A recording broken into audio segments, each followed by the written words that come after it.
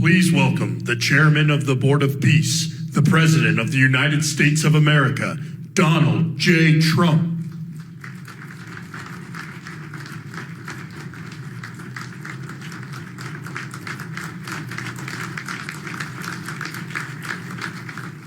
Well, this is a very exciting day, long in the making, and many countries have just received their notice, and everybody wants to be a part of it, and we'll work with many others, including the United Nations. But I want to thank you all for being here. Yesterday, we had a incredibly successful visit with many of the world's top business leaders, the best, the biggest, most successful, and foreign heads of state. And now we have one of the most important meetings of all, the official formation of what is known as the Board of Peace.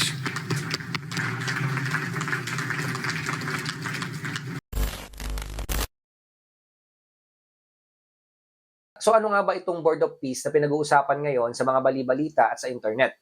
Sa pinakasimpleng paliwanag, ito po ay isang international initiative na inilunsad ni Donald Trump na layong tumulong sa peace process at reconstruction sa mga conflict areas, lalo na nga po sa Gaza, sa Israel at sa Middle East.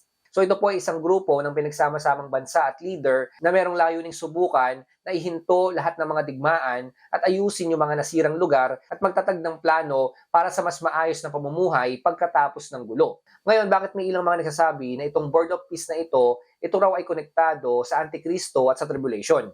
So ito po yung ilang mga dahilan. Una, dahil po doon sa prophecy sa Daniel chapter 9 verse 27. Doon po kasi sinabi na merong isang darating na leader na gagawa ng matibay na kasunduan sa marami sa loob po ng 7 taon. Maraming mga scholar ang naniniwala na ang 7 taong kasunduang ito ang magsisimula ng tribulation period. Kaya tuwing may mga naririnig po yung mga tao na peace agreement, Middle East deal, o kaya man po Israel peace plan, agad po nila itong kinokonekta dun po sa propesiya ng Daniel chapter 9 verse 27. Kaya ang ilang automatic na reaksyon ng mga Kristiyano kapag nakakarinig po sila ng ganito, sinasabi nila na maang eto na yung covenant na binanggit po dun sa Daniel chapter 9 verse 27. Kasi mga kapatid, yung Antikristo naman talaga, kapag lumabas na po siya, magbibigay po siya ng kapayapaan sa buong mundo. Kaya hindi po natin maiiwasan na may ilang mga Kristiyano na talagang isipin nila na kahit anong mga peace deal po yan sa buong mundo, maaaring ito na po yung simula ng tribulation. Kasi nga po, sa unang paglabas ng Antikristo, sisimulan niya po ang lahat sa pamamagitan ng kapayapaan. Kaya mga kapatid, ang ikalawang dahilan, ang Antikristo po sa Biblia ay inilalarawan bilang isang charismatic world leader. So hindi po siya agad lalabas bilang halimaw o diktador.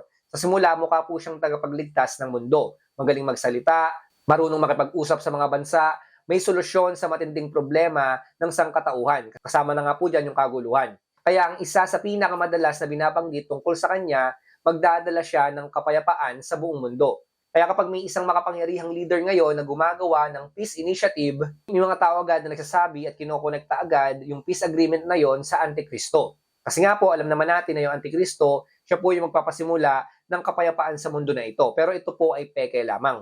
Bukod po dyan, sa propesiya kasi meron tayong tinatawag na global authority. Sa Revelation chapter 13, sinasabi po doon na yung beast o yung Antichrist ay magkakaroon ng kapangyarihan sa maraming bansa, wika at mamamayan. So dahil po ang Board of Peace ay isang international group na posibleng lumawak ang sakop sa buong mundo, iniisip po ng ilan na ito na raw yung unang hakbang patungo doon sa one world government. Para po sa ilan, bawat global organization, bawat bagong alliance, at bawat World Summit ay parang piraso ng puzzle papunta po doon sa Revelation chapter 13 na propesiya. Kasi nga sa panahon natin ngayon, nakikita naman natin, marami pong mga world leader ang gusto nila magkaroon ng kapayapaan at maging isa na lang. So hindi po natin maiiwasan na kapag meron po mga meeting yung world leader, kinokonekta po ito sa tribulation o one world government. Bukod po dyan, kinokonekta po ng marami yung Board of Peace sa tribulation kasi po nakasentro dito yung Israel. Kung babasahin niyo po yung end times prophecy sa Bible, makikita niyo po doon na ito ay umiikot doon sa bansang Israel. Kaya tuwing may nangyayaring major political move doon po sa Israel, o kaya man po may mga kakaibang nangyayari sa Israel, kinokonekta po nila agad ito sa katapusan ng mundo.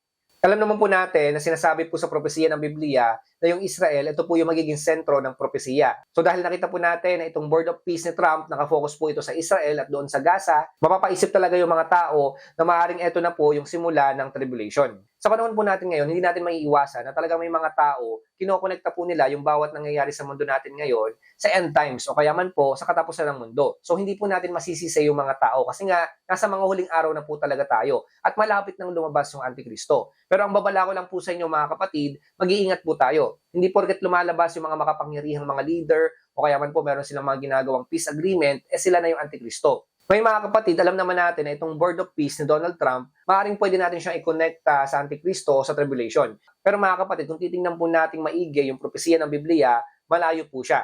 Hindi po natin agad pwedeng sabihin na itong si Donald Trump, siya na po yung Antikristo. At di rin po natin pwedeng sabihin na simula na ng Tribulation ngayon. Kasi nga, alam naman po natin na magsisimula yung Tribulation pagkatapos ng Rapture. So tandaan niyo po itong mga kapatid, magsisimula pa lamang yung propesiya na binabanggit sa Daniel chapter 9 verse 27 o yung paglabas ng Antikristo kapag nagsimula na po yung tribulation.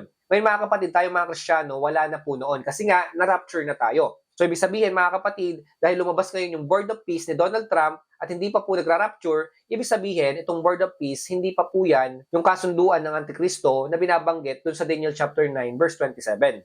Kailangan munang ma-rapture muna tayong lahat bago po magsimula yung kapayapaan na yon na galing sa Antikristo. So yung connection po sa Board of Peace at Tribulation, ito po ay nakaayon lamang sa iba't ibang mga interpretasyon at haka-haka ng mga tao. At masasabi po natin na hindi pa po ito yung katuparan ng propesiya na sinasabi ng Biblia.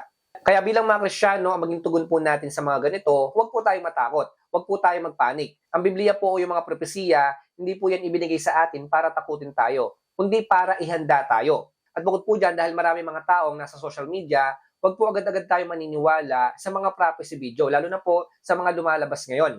Tingnan po nating maigi, pag-aralan nating mabuti at suriin natin kung ito ba ay nakaayon sa kasulatan. Kapag hindi, wag niyo pong paniniwalaan yan. Pero syempre sa pamamagitan po ng Board of Peace na ganyan na lumalabas, yan lamang po yung nagpapaalala sa atin na malapit na mag-tribulation, pero hindi pa tribulation. Kaya lumabas po yung Board of Peace na yan para ihanda tayo. At hindi lang yon para mamuhay na tayo na may kabanalan. Kasi sa pamamagitan po niyan, yan yung nagsasabi na malapit nang bumalik yung ating Panginoong Jesucristo. Kaya dapat, imbis po na matakot, sundin na po natin yung kalooban ng Panginoon. Kasi nga po, on the way na po siya.